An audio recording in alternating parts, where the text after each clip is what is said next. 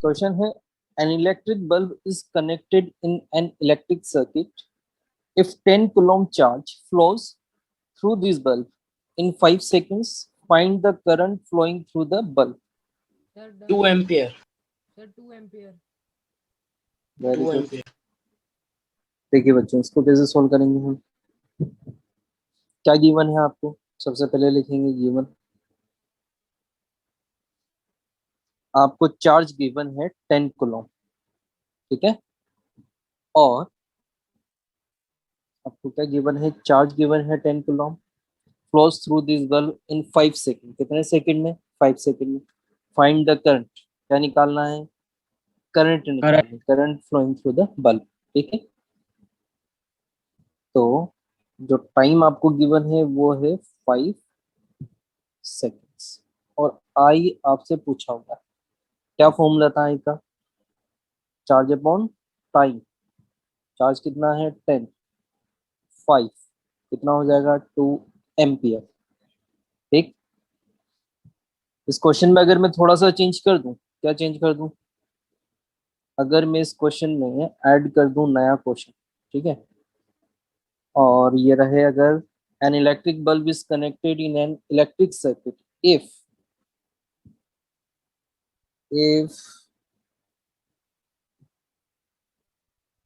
इस क्वांटिटी की जगह, इस क्वांटिटी की जगह अगर मैं चेंज कर दूं, if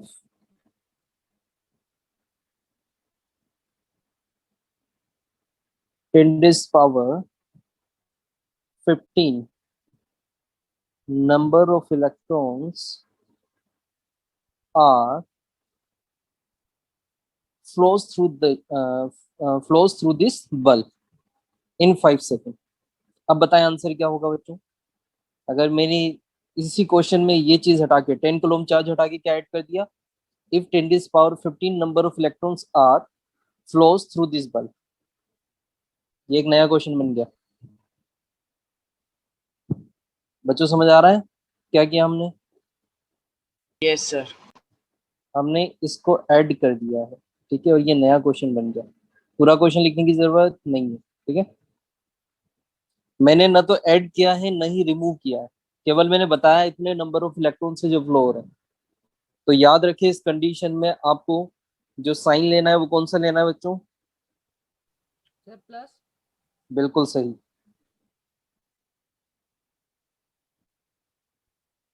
करें सॉल्व? Sir done. ओके, चलिए सॉल्व करते हैं। इधर की तरफ में सॉल्व कर रहा हूँ। देखो, आपसे क्या पूछा गया? आपसे पूछा गया है कि करंट कितनी होगी। उसके लिए फॉर्मूला लगाएंगे, I equals to Q upon T। एक बच्चे ने पहले भी मुझसे पूछा था कि सर 1 कूलम चार्ज में कितने नंबर ऑफ इलेक्ट्रॉन्स होते हैं, ठीक है। तो Q की जगह क्या लिखेंगे हम? 1 कूलम, ठीक है। N हमें फाइंड करना है, और electrons, number of electrons, electron का मैग्नीट्यूड कितना है? 1.602 10 raised power minus 19 coulomb. This is the number of electrons in 1 coulomb charge, ठीक है। बच्चों निकाल लोगे ये भी अपने आप में एक एग्जांपल है जो आपको एनसीईआरटी की बुक में मिल जाएगा अपनी। हाँ, Q equals to plus minus N E, ठीक है। लेकिन यहाँ ना तो ऐड कर रहे हैं ना रिमूव कर रहे हैं, इसलिए प्लस लगाएंगे, ठीक है। तो 1 कूलम हमें पता करना है, नंबर ऑफ इलेक्ट्रॉन्स हमें पता करना है 1 कूलम चार्ज में, और into 1.602 10 rays power minus 19 coulomb. तो एन की जगह क्या लिखेंगे? 10 रेज़ पावर, पूरा सोल्व कर लेते हैं। एन इक्वल्स टू कितना हो जाएगा? 1/1/1.602 इंटू 10 रेज़ पावर माइनस 19, ठीक है। 10 रेज़ पावर ये हो जाएगा 19, ऊपर 19 होगा तो मैं इससे लिख रहा हूँ 10 into 10 rays power 18 divided by 1.602। जब आप इसको कैलकुलेट करोगे तो कितना आएगा बच्चों? कैलकुलेट करके एक बार देख लेना आप, ठीक है। कितना आएगा? कुछ 6 पॉइंट समथिंग आएगा, है ना? यस चलिए ये वाला क्वेश्चन करें Yes, बच्चों। sir. A particle with a charge of 1.5 coulomb is taken from a point. at a potential of 50 volt to another point at a potential of 120 volt. Calculate the work done.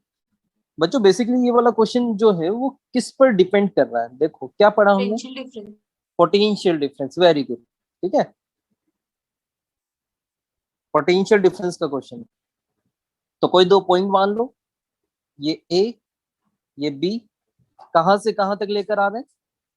हम लेकर आ रहे हैं एक point से दूसरे point पर। मतलब potential of अगर हम बात करें बी कितना है 50 वोल्ट और पोटेंशियल ऑफ ए कितना है 120 वोल्ट। तो हम यहां से यहां आ रहे हैं तो वर्क डन जो भी होगा, ठीक है, वर्क डन जो भी होगा, और कोई किसी चार्ज को लेकर आ रहे हैं। समझ में आया बच्चों? और उस चार्ज की वैल्यू कितनी गिवन है? क्यू की वैल्यू कितनी गिवन है बच्चों? 1.5 कूलम। पोटेंशियल डिफरेंस कैसे लिखेंगे हम? Sir VA minus VB। हाँ, क्योंकि हम इंफिनिटी से जब लेकर आते थे किसी पॉइंट P पर तो क्या लिखते थे? VP माइनस V इंफिनिटी लिखते थे, और ये हम जीरो कर लेते थे। देखो मैं आपको दिखा देता हूँ, यहाँ पर देखो, ये V इंफिनिटी जीरो किया, कहाँ जहां से लेकर आ रहे हैं वो माइनस में लिखते हैं, तो यहाँ पर VB क्या हो जाएगा? VB माइनस में आ जाएगा, ठीक है। तो ये हो जाएगा आपका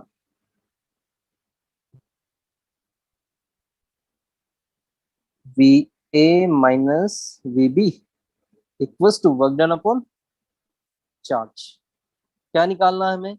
हमें कैलकुलेट करना है वर्क डन कितना होगा।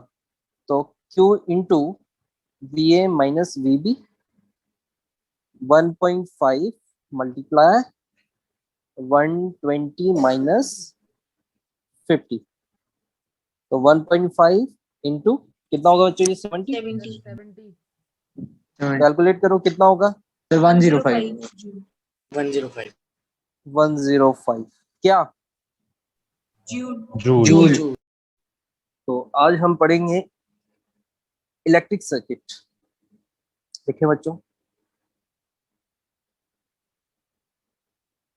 इलेक्ट्रिक सर्किट, इलेक्ट्रिक सर्किट होता है a continuous path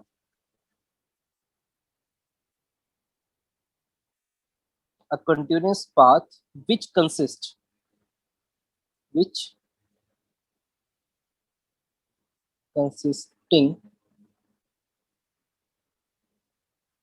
electric appliances in an order।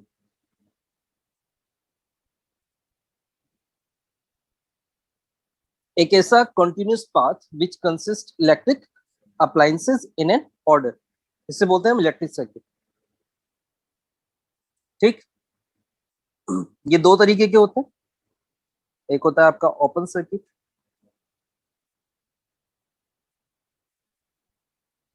और एक होता है आपका क्लोज सर्किट।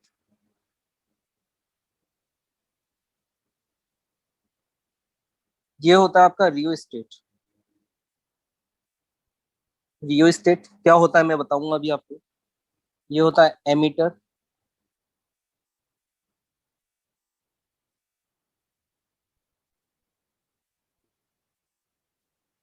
वोल्टमीटर,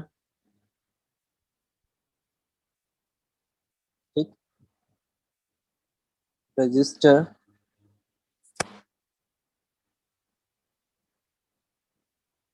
बैटरी, की को हम स्विच भी बोलते हैं ना। अब Yes, किसका क्या वर्किंग होता है, किस तरीके से हम इसको रीड करते हैं। देखो जो रियोस्टेट होता है, सबसे पहले हम अगर रियोस्टेट की बात करें तो रियोस्टेट होता है आपका वेरिएबल रेजिस्टेंस। रियोस्टेट का मतलब क्या होता है बच्चों? Variable resistance. रियोस्टेट का मतलब होता है वेरिएबल रेजिस्टेंस। जैसे आपका फैन की स्पीड कम या ज्यादा करने के लिए आप रेगुलेटर यूज करते हैं, यस सर। ठीक है। अगर आपने उस रेगुलेटर को 1 पे किया हुआ है, इसका मतलब रेजिस्टेंस ज्यादा है तो फैन की स्पीड कम है। समझ में आई? Yes sir. ठीक है, तो एक तरह से मान लो कि रियोस्टेट भी कुछ ऐसा होता है। ठीक है, लेकिन वो छोटा नहीं होता है, वो इतना बड़ा होता है कुछ, और इस पर नंबर ऑफ टन्स में एक वायर, बहुत लंबा वायर हम यूज करते हैं, और इसके ऊपर एक मूवेबल डिवाइस लगी होती है। ठीक है, वो आप लैब में देखोगे जल्दी, आप जब स्कूल वगैरह में जाओगे तो वहां पर आपको दिख जाएगा। ठीक, जो रजिस्टर होता है ये फ्लो ऑफ करंट को अपोज करता है। Ammeter always connected in series, लिख लो यहाँ पर, जहाँ एमीटर लिखा हुआ है, connected only in series. Only किस में कनेक्ट होगा? सीरीज में। क्यों CD. कनेक्ट होगा? यह भी हम जब हम पढ़ेंगे कॉम्बिनेशन ऑफ रजिस्टर, उसमें उसमें बात करेंगे। ठीक है, और वोल्टमीटर हमेशा कनेक्टेड होगा इन पैरेलल। ठीक है, Yes, sir. यहाँ हमने गैल्वेनोमीटर क्यों यूज नहीं किया? क्योंकि गैल्वेनोमीटर देता है ओनली प्रेजेंस ऑफ करंट, न वो डायरेक्शन देता है, न ही वो करंट का मैग्नीट्यूड देता है। ठीक है, वो हम कहाँ यूज सर करेंगे? वोल्टमीटर पैरेलल हाँ में जी, हाँ और जी, हाँ जी। एमीटर सीरीज बिल्कुल बिल्कुल, अमीटर से क्यों ऑलवेज लगाते हैं? हाँ, ये मैं बता रहा हूँ आपको, ये हम पढ़ेंगे कॉम्बिनेशन ऑफ रेजिस्टेंस में। अब हेडिंग लिखेंगे बच्चों, ओम्स लॉ।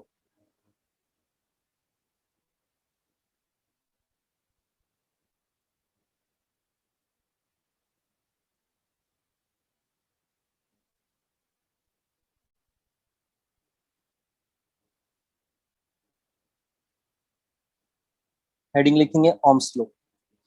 देखो ओम ने क्या चीज बताई।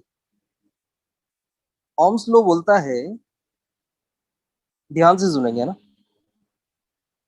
कि अगर आपके पास एक कंडक्टर है, अगर आपके पास क्या है, एक कंडक्टर है, और इस कंडक्टर के दोनों एंड्स पर अगर आपने बैटरी कनेक्ट कर दी, क्या कनेक्ट कर दी बच्चों? बैटरी को कनेक्ट कर दिया, तो करंट फ्लो हो जाएगी बच्चों। करंट फ्लो करेगी नहीं करेगी? Yes, sir. करेगी। Yes sir. Yes, sir. ओम ने क्या बोला कि किसी भी कंडक्टर से जितनी करंट फ्लो होती है, किसी भी कंडक्टर से जितनी करंट फ्लो होती है, वो डायरेक्टली प्रोपोर्शनल होती है कि आपने उसके अक्रॉस कितने वोल्ट की बैटरी लगाई है। कोई नई बात? No, sir. ठीक, ओम ने क्या बोला, किसी भी कंडक्टर से फ्लो होने वाली करंट किसके प्रोपोर्शनल होगी, कि आपने कितने Potential वोल्ट की difference. बैटरी उससे कनेक्ट की थी। बच्चा समझ में आया? Yes, sir. ठीक है, तो स्टेटमेंट लिखेंगे, according to Ohm's law, to Ohm's law, the current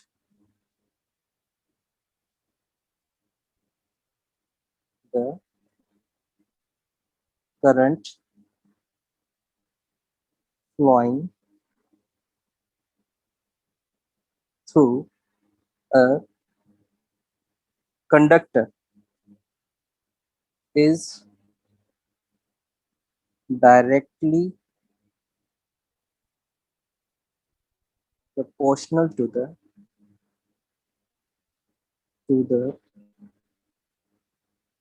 potential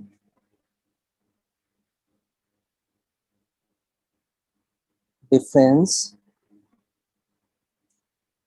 applied its ends. According to Ohm's law, the current flowing through a conductor is directly proportional to the potential difference applied. यहाँ पर एक word जोड़ लेना है ना, applied across its ends at constant temperature.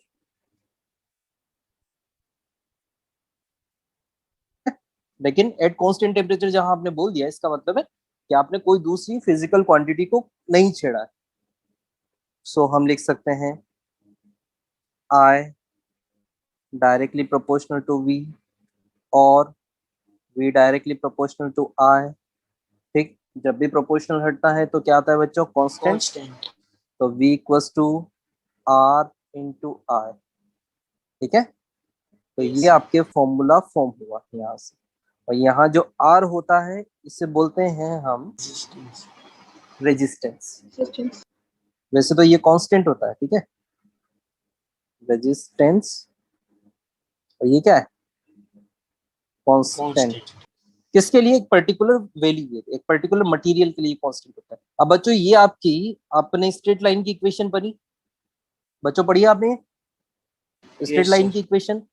तो अगर हम यहाँ पर अगर ये बोलें कि अगर हम इसका ग्राफ बनाना चाहें, इसमें v और i में, सर तो क्या स्ट्रेट बनना लाइन चाहिए, बनेगी, वो स्ट्रेट स्ट्रेट लाइन लाइन बनेगा। ये पोटेंशियल डिफरेंस, और अगर ये i होगा तो कैसा ग्राफ बनना चाहिए बच्चों, स्ट्रेट लाइन. स्ट्रेट लाइन, ठीक है। यस. और जितना ये एंगल बनाता है, जितना ये क्या बनाता है, एंगल, ठीक, वो देता है इसका स्लोप। किसका स्लोप, ये जो स्लोप होता है ये होता है टेन थीटा, ठीक। टेन थीटा का क्या मतलब है, हमें पता है v equals to I R, तो r इक्वल्स टू क्या होगा, v upon I. I. Slope क्या होता है, स्लोप होता है change in y upon change in x, लिख लो, नहीं पता है तो, change in y axis, y में जितना चेंज होता है डिवाइडेड बाय x में जितना चेंज होगा, तो उसे हम बोलते हैं slope. Change in y divided by change in x, ये होता है स्लोप, ठीक है। Yes sir. क्योंकि y में देखो क्या है, v पोटेंशियल डिफरेंस, और x में कौन है, r, तो हम लिख सकते हैं r इक्वल्स टू, ये हो गया स्लोप और ये हो गया v अपॉन आई।